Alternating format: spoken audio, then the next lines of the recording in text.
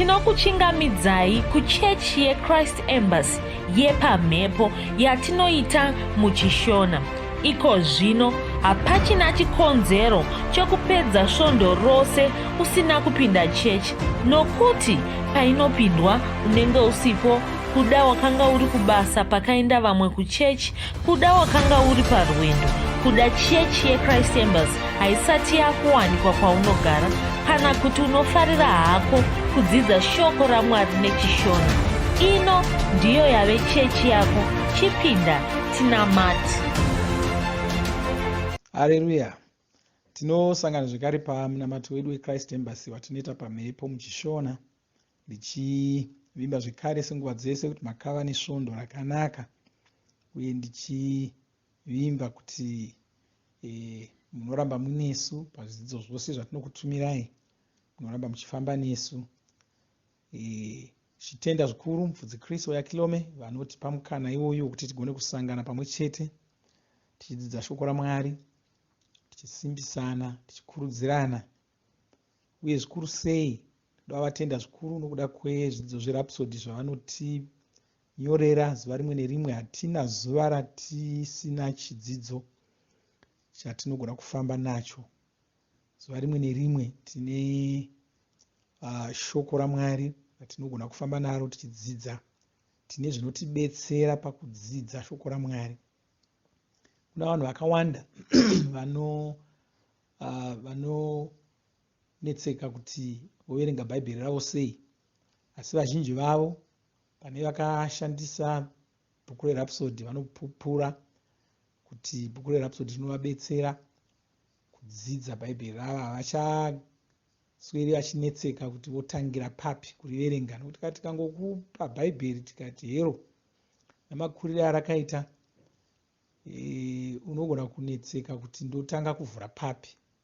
Ndokutanga here kuna Genesi ndichifamba nendima kusvika ndanobuda kuna zvakazarurwa, kana kuti ndotangira pana Matiyo ndimbotanga nezvitsva, kana kuti ndotangira kupi, kana kuti ndongoti pandangovhura ipapo ndongotangira ipapo ndoverenga, mangwana ndongobata bhaibheri rangu ndongovhura ndototangira ipapo. Vamwe ndo zvavanotoita, asi zvese izvo zvazvinongoreva zvinoreva kuti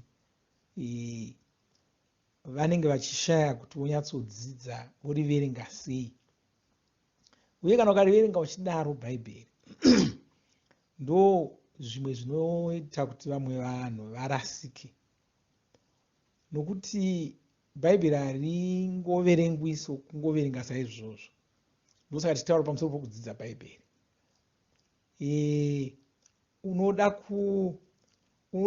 Panofanira kunge pane chinhu chinokutungamirira kana munhu anokutungamirira. Ndo zvatinoona pamuranda wamambokadzi weEthiopia. Tinoona nyaya iyoyo muna mabasa yesere. Waiverenga mubhuku raIsaya, chiverenga yatakuziva saIsaya 53 iko zvino, inotaura pamusoro paJesu. Achiverenga ipapapo, Firipi akauya akaswedera pedo, atumwa naMweya Mutsvene, akati uri kunzwisisa here zvauri kuverenga? Zvikati ndingagozvinzwisisa sei pasina anonditsanangurira? Kwai Firipi nobva uswedera pedo akati chirega ndikubetsere kunzwisisa. Bvunzo wake wokutanga wakawa kuti munhu uyu ari kutaura pamusoro paani? Ari kutaura pamusoro pake kuti Isaya zvinhu zvaari kunyora izvi zvinhu zvakaitika kwaari here, kana pano munhu ari kutaura nezvake? Bhaibheri inoti kwazi Firipi ndobva otanga ipapo kuparidzira murume uyu pamusoro paJesu. Saka kana usina chinhu chinokutungamirira pakudzidza bhaibheri, unogona kusarinzwisisa kana kutorasika. Zvakafanana nokuti kana tikakupa bhaibheri ukangotanga wavhura, ukangotanga wangovhura pandima Mwari vachiti kuvaIsraeri, endai munouraya marudzi ose ari munyika ichipikirwa, endai munovauraya, muparadze, handidi kana mumwe unopona. Imbofunga wasangana nebhaibheri ndopawatanga kuverenga ipapo. Unobva watongofunga kuti mushonga kuvavengi vako kuvauraya vese. ndozvaunotanga kutofunga. Unotofunga kuti unobva ipapo uchitofunga kuti munhu wese wese asingawirirani newe kana waunofunga kuti haana kunaka anofanira kufa. Unoona kutobuda ipapo wava nemweya weumhondi ipapapo waverenga ipapo. Kana kuti ukangonosvika ukanoverenga uchinzwa kuti Soromoni wakanga ana vakadzi vake 400, uchitobva ipapo unotobva uchitofunga kuti saka ndatozviwana ndakutokwanisa kuitawo vakadzi vangu vakawanda. Saka shoko raMwari rinoda kuti udzidziswe. Unenge usingazivi kuti nyaya yacho yanga yatangira pai, uye hauzivi kumwe kwakazotaurwa nyaya iyoyo, nokuti inenge isinangotaurwa mubhuku rimwe chete. Inenge yakambobatwa kuna Genesi, yozonobatwazve kuna Matiyo, yozonobatwazve kuna vaRoma, yozonobatwazve kuna nani. Saka kuti uinzwisise yese zvakazara unofanira kuona pose payakabatwa, uchizodzienzanisazve nedzimwe nyaya dzakadzvarwa mubhaibheri umu, kuti uchizonyatsobuda nenyaya imwe chete. Zvakafanana nyange pakurarama kwatinoita nhasi. Unowana kuti munhu haungosangana nomunhu wobva watomuziva. Saka unogona kusangana nomumwe munhu kuda ndibaba vane vana vavo, mwana ari kuita musikanzwa, woona baba vomutarira voseka, vongoita kakusekerera. Iwo hautozivi kuti kusekerera iko kunorevei. Kana wanga usingavazivi unobva wafunga kuti vakataridza kuzvifarira. Hausi kuziva zvakaitika, hausi kuziva kwavabva nenyaya iyi, hausi kuziva kwavari kuenda nenyaya iyi. Wangoona zvavaita ipapo, vakangoita sevangotarira vakanyarara, kana kuti vakangoita sevangotarira vakasekerera. Zvichanoitika mberi hausati wazviona, zvanga zvabva mukuitika hausati wazviona, wangoona zvawaona ipapo. Saka wada kutomhanya nazvo izvozvo unogona kutorasika. Saka ndozvimwe chete pabhaibheri rinoda kuti uwane munhu anokutungamirira pariri. Ndozvinoitwa nerhapsody. Rhapsody rinotibatsira richititaridza, richitipa nyaya yacho zvakazara. Ndosaka munoona kuti ndima dzatinopiwa ipapo dzinenge dzakanongwa kwese kwese. Chidzidzo chinenge chiripo, koita dzimwe ndima dzinotsigira chidzidzo ichocho, dziverenge dzese ndokuti nyaya yacho iumbike zvakanaka, unyatsonzwisisa chaizvo chaizvo. Unozoona kuti zvimwe zvinhu zvawanga uchifunga kuti ndozvirikutaurwa nebhaibheri handizvo zvirikutaurwa nebhaibheri. Ndinorangarira kuti nezuro chaiye tanga tine chidzidzo changa chitaura pamusoro changa chidaira mubvunzo wekuti vakadzi vanotenderwa kuparidza here kana havatenderwi kuparidza. Vanhu vakawanda vanotongofunga kuti vakadzi havafaniri kuparidza. Nemhaka iyi nokuda kuti pane ndima mubhaibheri dzinoita sokuti vakadzi havafaniri kuparidza. Takatopiwa imwe yendima yacho muchidzidzo chedu chanezuro ichocho, inova 1 Timothy 2 ndima 12, inotaura ichiti handitenderi kuti vakadzi vadzidzise musangano. Saka uchiverenga saizvozvo unobva utongofunga kuti saka vakadzi havafaniri kuparidza, uye unenge uchitoita sokuti wakamira pachokwadi. Asi nyaya yanetsa ndeyekuti hauna kutarira nyaya dzacho dzese, uye hauna kunyatsoongorora. Pachidzidzo chedu chezuro takatotaridzwa kunzi kudzidzisa kunotaurwa hakusi kwokumira mberi kwavanhu uchivatsanangurira zvinhu. Kwanga kuri kudzidzisa kwokuti mukadzi akaroorwa haafaniri kuita zvokuda kutsiura murume wake nokuda kumuudza nokumutungamirira zvokuita. Ndo kudzidzisa kwanga kuchitaurwa. Asi vakanyora vakangoturikira vakati kudzidzisa. Iwo ukagumira ipapo wongofunga kuti saka vakadzi havafaniri kudzidzisa, saka vakadzi havafaniri kudzidzisa. Hazvina kudzarwa, hauna kuongorora nyaya yacho. Uye hauna kutarirazve dzimwe nzvimbo mubhaibheri dzatinotoona vakadzi vachiparidza. Hauna kudzitarira idzodzo. Wangomira nendima iyoyo. Saka zvinoda kuti unzwisise mativi enyaya yacho akakwana, akazara. Wonyatsonzwisisa kuti nyaya yacho inomira sei. Saka ndo zvatinobatsirwa nebhuku reRhapsody. Rinotibatsira, rinotitungamirira tichiriverenga kudai, usangoverenga uchimhanya, tarira ndima dzacho. Uchazowana kuti pauchazoverenga bhaibheri wako kuenda mberi uchazoona ndosaka chidzidzo chiya chati, ndosaka chidzidzo chiya chati, ndosaka chidzidzo chiya chati. Uchipinzwa mugwara wochiva nokunzwisisa kwakanyatsonaka, wokuva nokunzwisisa kwakanyatsojeka. Pauro anoudza Timoti achiti shingaira kudzidza. Kwai shingaira kudzidza kuti iwe mubati akakodzera kuvimbwa naye naMwari, anonyatsonzwisisa shoko rechokwadi. Saka nyaya haisi yongoti ndakaverenga ndima yakati. Uri kunzwisisa here zviri kutaurwa pamusoro nendima iyoyo? Uri kunzwisisa here zviri kutaurwa nebhaibheri ipapo? Uri kunyatsozvinzwisisa here? Mwari pavakati kuvana vaIsraeri, indai munoparadza marudzi ari muKenani, uri kunzwisisa here kuti nyaya yacho yanga itangira papi?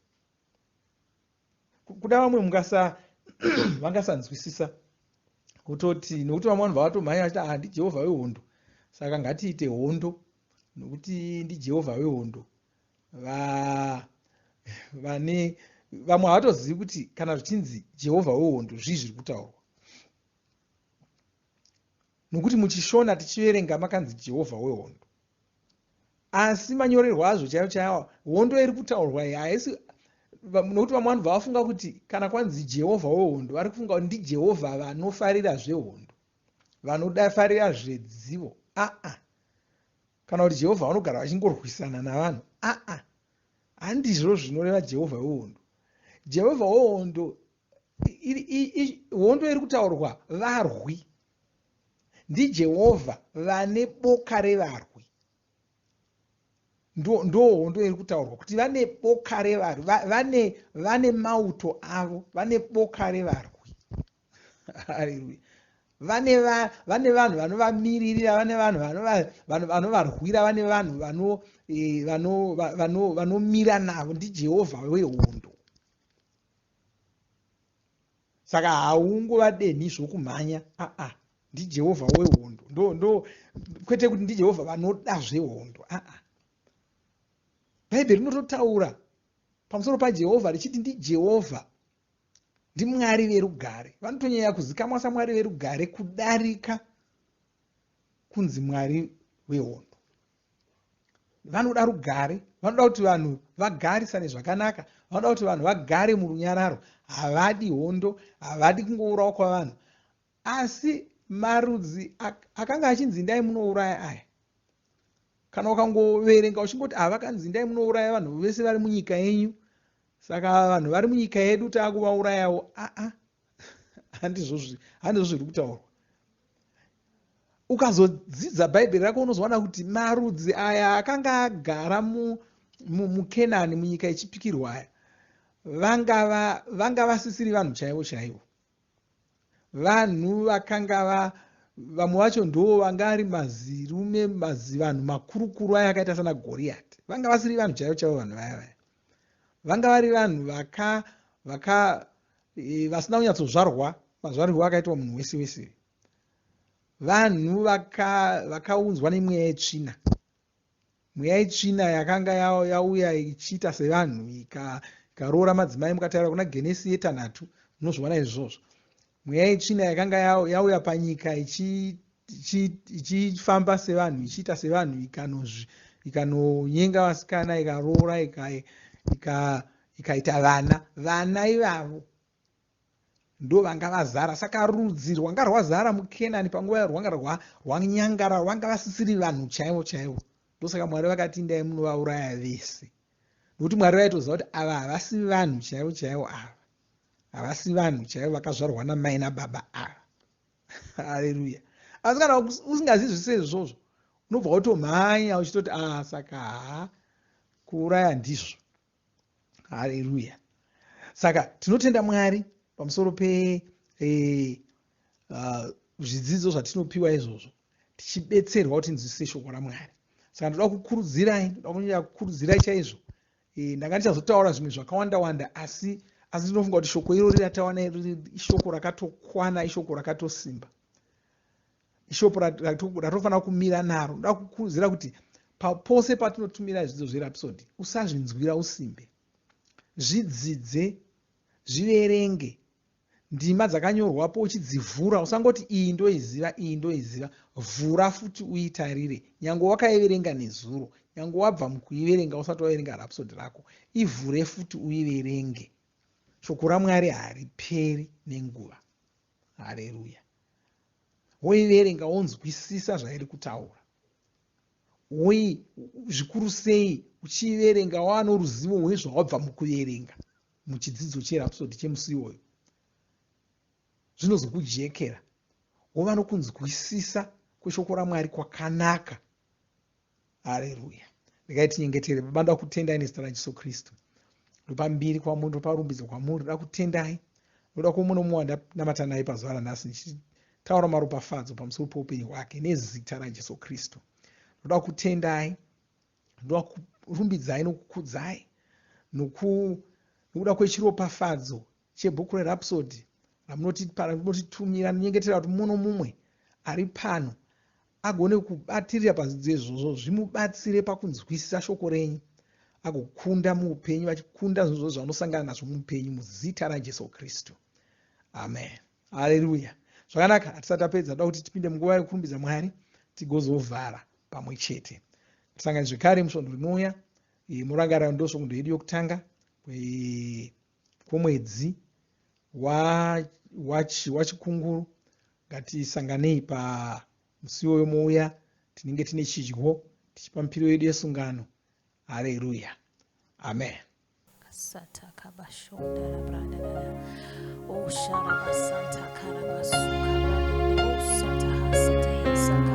Mandara balushka branda o sata karibasata hasate. O shararaba sonta raraba santa.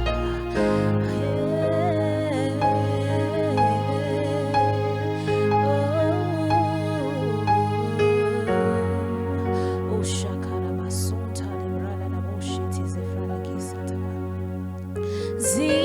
Zitarimwe rine simba, zitarimwe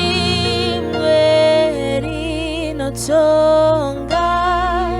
zitara Jesu,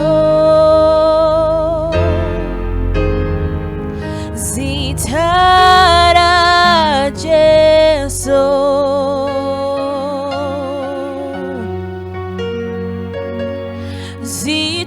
Zitarimwe rine simba, zitarimwe rinotonga, zitara Jesu, zitara Jesu.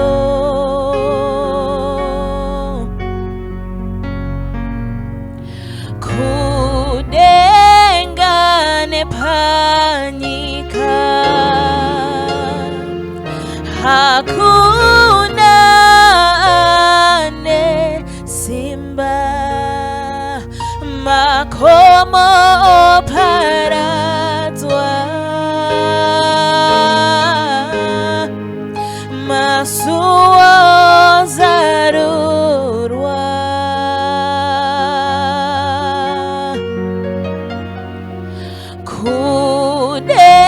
Kudengane panyika, hakuna nesimba, makomo paradzwa,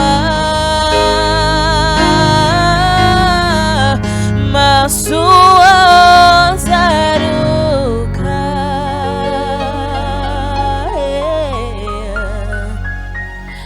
Oh Jesu,